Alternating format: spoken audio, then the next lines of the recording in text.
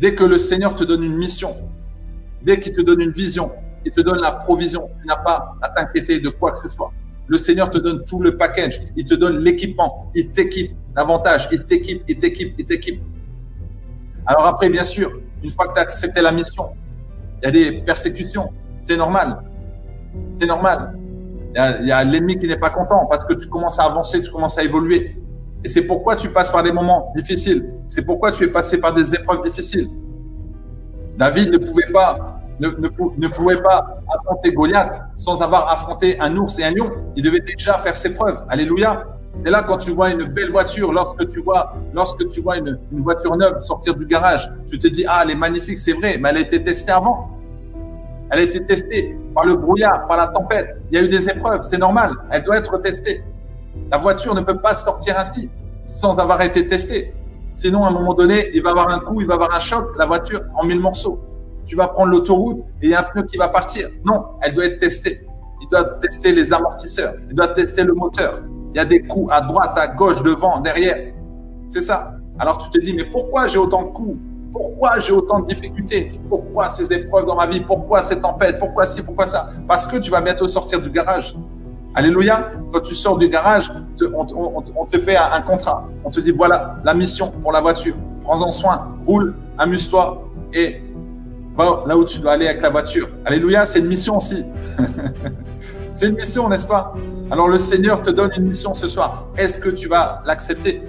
Mais c'est une mission glorieuse. Quand tu travailles pour le Seigneur, c'est extraordinaire. Tu fais du bien. Tu te fais du bien et tu fais du bien aux autres. Il y a plus de bonheur à donner qu'à recevoir. Alors tu vas te dire, oui, mais quelle est ma destinée? La destinée, tu le sais. Tu sais quelle est ta destinée. Moi, j'ai dit toujours, pour découvrir ta destinée, alors tu dois te dire, mais quand tu seras milliardaire, qu'est-ce que tu feras et où iras-tu?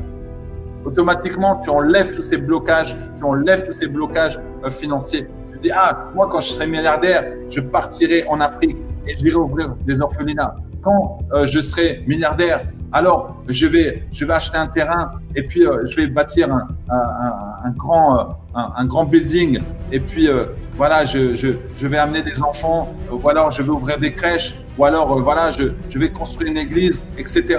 Je sais pas, mais il y a sûrement quelque chose que tu as dans ton cœur. Alléluia. Alléluia.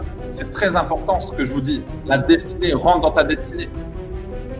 Comme disait Miles Monroe, la richesse, où trouves-tu la grande richesse? C'est dans les cimetières. Lorsque tu vas dans les cimetières, lorsque tu vois tous ces gens qui sont décédés, tu vois qu'en fait, il y a eu des livres qui n'ont pas été écrits. Tu vois des entreprises qui n'ont pas été créées.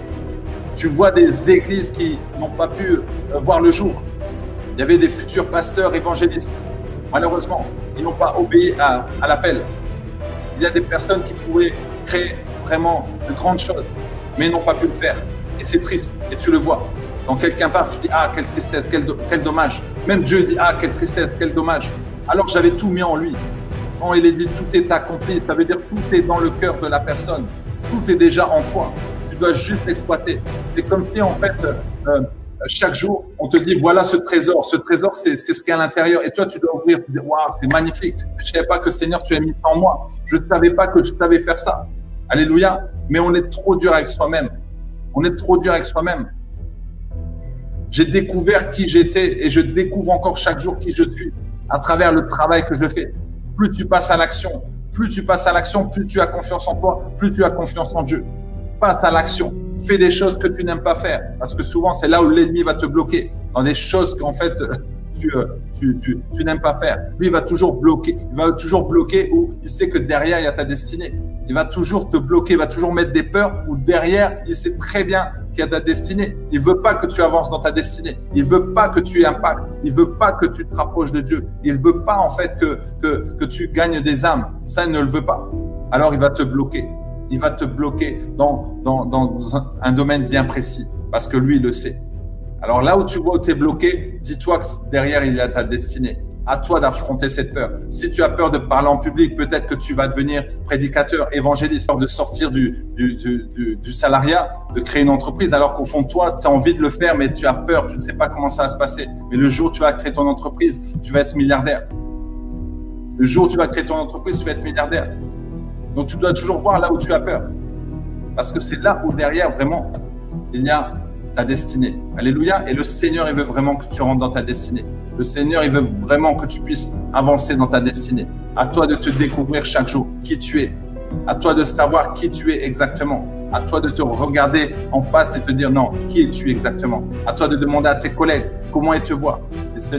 Les collègues vont te décrire, vont décrire qui tu es, vont décrire tes valeurs, tes dons, tes talents. Mais vraiment, pour découvrir qui on est, c'est en passant à l'action. C'est vraiment en faisant de nouvelles choses. Tu as peur de sortir de la zone de confort, mais sois plutôt dans la joie de sortir de cette zone de confort. Des nouvelles choses. Tu expérimentes des nouvelles choses. C'est merveilleux, c'est magnifique, c'est ça. Souvent, on me dit, mais j'aimerais savoir comment avoir plus confiance en moi. Alors, c'est vrai, on pourrait donner plein d'outils, plein d'idées, mais la meilleure façon d'avoir confiance en soi, c'est de passer à l'action. Quand tu vas passer à l'action, tu vas voir que tu es déterminé, que tu es discipliné, que tu arrives à faire ci, que tu arrives à faire ça. Tu le fais. Vas-y, profite. La vie est là. Dieu t'a encore permis d'avoir le souffle de vie aujourd'hui. Alors cette semaine, dis-toi, oui, c'est peut-être ma dernière semaine. Alors je vais faire beaucoup de choses. Alors je vais encourager, je vais aider. Manifeste la gloire de Dieu partout où tu es. Manifeste la puissance de Dieu partout où tu es. Va manifester la gloire de Dieu. Tu n'as peut-être jamais imposé les mains aux malades, mais vas-y, prie pour les malades.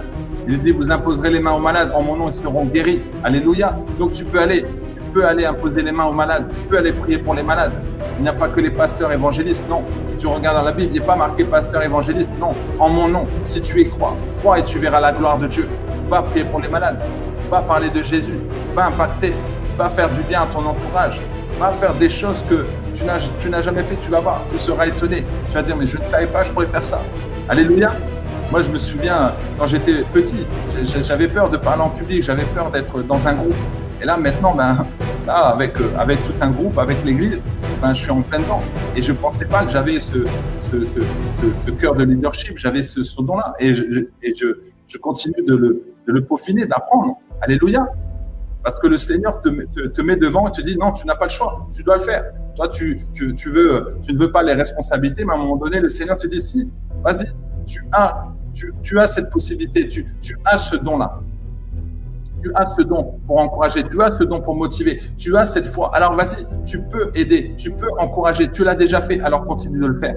Alléluia. Fais vraiment ce qui te plaît dans ton cœur, quelque chose qui te fait vibrer.